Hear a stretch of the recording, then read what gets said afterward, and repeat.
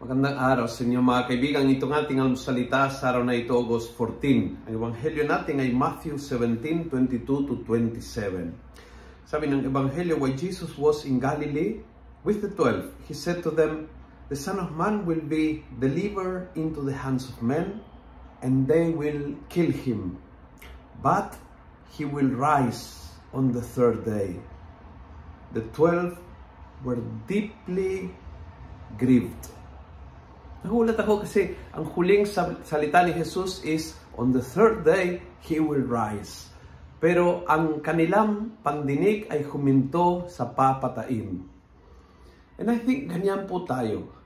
Napakahirap sa ating maniwala sa mabuting balita. Napaka-ready tayo maniwala sa masamang balita.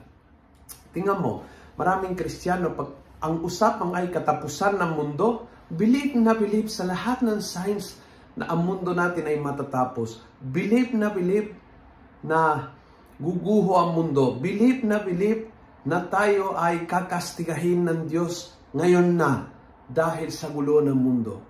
Napakadaling maniwala sa masamang balita. Ngunit, pagdating sa mabuting balita, pagdating sa awa ng Diyos, pagdating sa bagong misyon, pagdating sa isang simbahan na lalabas at magdadala ang mabuting balita, hindi naniniwala.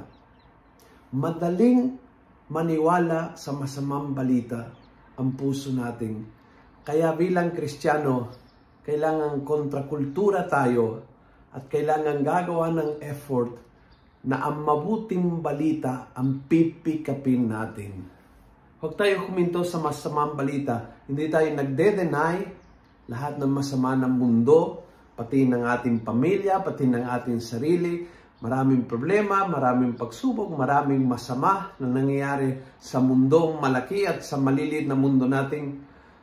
Ngunit may mabuting balita.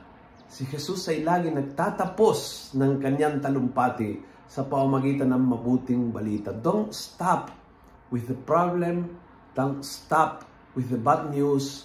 Ituloy mo ang pandinig hanggang sa iyong mabuting balita, yakapin mo.